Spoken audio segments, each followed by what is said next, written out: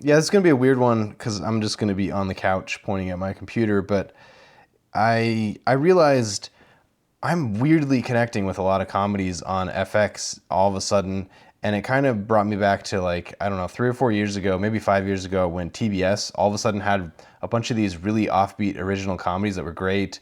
They had Wrecked, The Detour, Search Party, which is a favorite of mine for sure. But they had just a slew of these comedies, and almost all of them worked, and almost all of them were similar enough that I felt like they worked together well.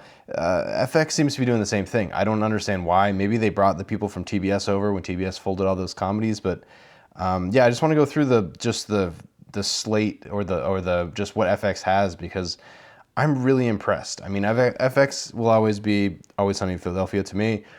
You know, before I knew anything about FX reasonably, I knew Always Sunny in Philadelphia, but now they have a ton of stuff. So I just want to go through their legacy shows.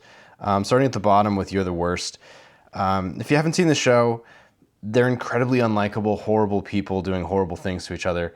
But if you can get yourself into the mindset, if you can get yourself into the sense of humor, I found it a completely rewarding experience. I've watched it through a few times. I will admit, when it was actually out in its initial run, I think I fell off after season 2. But going back to it now, it's kind of like chicken soup for my writer's soul. About once a year, I'll go through it. It's fantastic. I really enjoy it. It's got weird, doing it stuff going on. Wilfred is very strange. I really liked it. It has that chick from Nixium, which is kind of weird, but it's a weird show. I like it. I finished it. It's great. What We Do in the Shadows. I'll be honest with you. I think Taika Waititi is better in short form than he is in feature films. I know that's a weird thing to say because he's so famous for, Guardians of the Galaxy kind of stuff now, or Thor, I guess. But I remember watching the feature film What We Do in the Shadows, which was him, and thinking it was pretty good. And had no interest in watching the TV show version because why? I got exactly what I wanted out of the movie. Why ruin a good thing? Having watched The Good Thing now, I don't know why it's not winning more awards because it is supremely superior to the movie. It's incredible. I can't not watch it. It's so good. The writing is so good. The jokes and the gags are good. The visual effects are good. I don't understand how no more people are not watching this, but I think it's because the same thing that I didn't is I had seen the movie and I was like, I don't need to see the TV adaptation of this because it is a bit of a cliche. The TV adaptation of a movie, not a great track record, but in the case of What We Do in the Shadows, definitely worth the time. So moving on. Let's see here. The Riches, that's an older one. I don't think I finished The Riches. I liked it. Reservation Dogs, I did not finish. I liked it, though. The Premise, don't know what The Premise is. Maybe I'll check that out.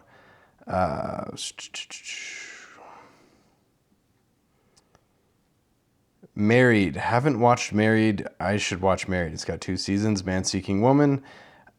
This is a weird one because my writing partner, this is one of his all-time greats. This is a desert island show for him. I only got through about 3 episodes and it was too abstract for me. Maybe I'm too much of a regular to appreciate it, but I liked what it was doing. I couldn't get into the tone of what they were trying to accomplish. It was too out there for me, and that's saying something. Little Demon, couldn't do it. That's, yeah. Same thing happened to me to that Netflix show that just got canceled. The Lizzie Kaplan where she works for the CIA or whatever. I just couldn't get into it. Neither here nor there. Legit. I liked Legit. Jim Jeffries is a weird guy, but I liked Legit. Yeah. The League. The League I found as a consequence of just being a religious watcher of Always Sunny in Philadelphia. I would argue The League is a more accessible version of Curb Your Enthusiasm because The League doesn't rely on Larry David to make things funny. It's an ensemble. Half the cast is mumblecore people that I, found my filmmaking whatever with. A big fan of The League. That's a stand-up special. Always Sunny. The fact that Always Sunny has 15 seasons and 156 episodes. Wow. Honestly, Always Sunny needs to be taught in schools, if only for how to make a half-hour show in the smallest budget possible. It's ridiculous. They figured out at some point that 13 episodes was too hard for what they were doing, so they narrowed it down to 10. Yeah, like I could teach an entire college semester about Always Sunny in Philadelphia. Just that's how passionate I am about it. But if you're not into it, you're not into it. But I think Always Sunny in Philadelphia is the gateway drug to half of all English speaking comedy these days. Let's see here. This is not a comedy, but I just finished Fleischman is in Trouble. Loved it. Didn't read the book, didn't know where the show was going, but was pretty satisfied with it. And I have my theories on what happened to Claire Danes' character, but not a comedy, but honorable mention. And Lizzie Kaplan and Jesse Eisenberg, fantastic.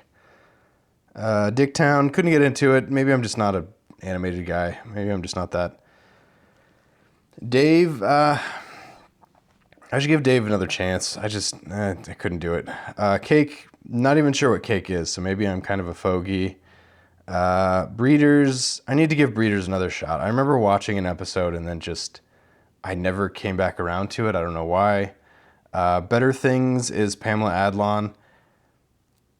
When it was doing its theatrical or its original run, I watched almost the whole first season, and I couldn't connect with the material. So in the same way, there's a library full of books because you're not going to get one.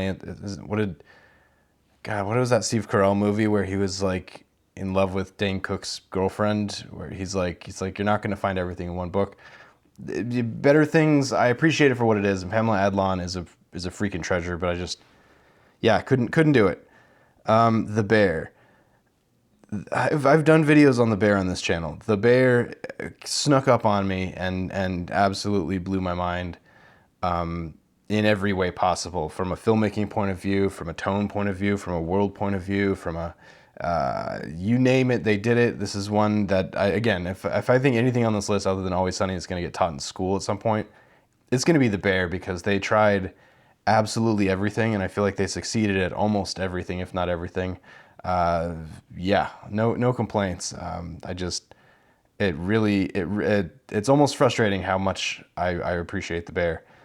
Baskets is Zach Galifianakis. Louis Anderson died, didn't he?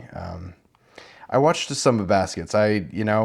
Maybe I'm too school for cool, but it was so absurd. At a certain point, I was just like, I don't know if I can do this anymore. Atlanta, I appreciate Atlanta for what it is, and I think Donald Glover and now her name escapes me, but I think Donald Glover, Childish Gambino, is a once in a generation guy, and I think Atlanta is his, it's his thing. It's like I can't speak well enough about it. I haven't finished the show. I watch the show occasionally. I have to take it in moderation, just because I don't know. There's something about it. I don't know. Maybe I'm intimidated by it. I don't know what to say. Archer. If you wanna write comedy, watch Archer, because they pack in the jokes like the way like 30 Rock packs in the jokes. Like everything is a visual joke, a transitional joke. We got gags, we got puns, we got misdirects. One word in one scene will be a different sentence in the other scene using the same word. I don't even know what you would call that, a carryover joke. Like Archer is wild. It's man, I gotta finish it. I think I'm only in season like 8 or 9, because it just got weirder and weirder. But yeah, as far as the closest thing I would say to like a joke packet or a sketch packet, Archer is just all about the jokes, and I appreciate it. The animation, I could take it or leave it, and the homages and stuff, and his obsession with Smokey and the Bandit. As a fan of Smokey and the Bandit, as a fan of Smokey and the Bandit, it got old, but I like Archer. So let's see what else. Is that it? God, I feel like there was more. Anyway, the standouts for me really is for last year is The Bear. I wouldn't expect anybody to take my advice, but if you want to see master level craftsmanship in a half-hour show, watch any episode of The Bear. I'd say the penultimate episode, which I believe is episode 7. It's either episode 4 or episode 7. I forget how many. There's 8 episodes, so it's episode 7. Is Absolutely wild, and you have to watch episode 7 like 4 or 5 times to even really understand what it is. I've done an episode on it on my channel. Blah blah blah. Archer, I love. Yeah, but the other two that I just want to really acknowledge are What We Do in the Shadows is only getting better, and I don't understand how, because I feel like the world kind of soured on Taika Waititi after the last four movie, but this show only gets better. It really does. And then You're the Worst. You know, if I ever need a moment to really just, I feel like my brain's broken, or I feel like I can't do anything right, or I feel like I can't write because I'm not funny anymore, I watch You're the Worst, and immediately I snap into their tone, and I really understand that, you know, you can make comedy while still making it have stakes. Scrubs did this, you know, 10 years before, but yeah. So, all to say, you know, FX and FXX, they're, I hope they keep doing what they're doing, because I feel like we're seeing HBO and Netflix and a bunch of other places canceling comedies left, right, and center. And it seems like FX is, and even TBS, again, TBS is where I started this speech.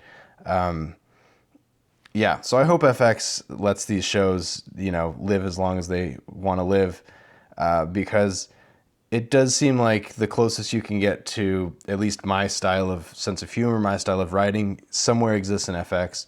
And most of these shows tend to live multiple seasons and tend to have an opportunity to end on their terms. And I feel like less now than ever is a thing. So, you know, as far as the show ending, you know, it always hurts my heart, but the show ending on their own terms, at least you give the writers an opportunity to land the plane. Whether or not they, you know, auger it into the side of the mountain is another thing. But it, you know, for the shows that have ended on this list, I think most of them very satisfying. And let's be honest, Always Sunny will never end.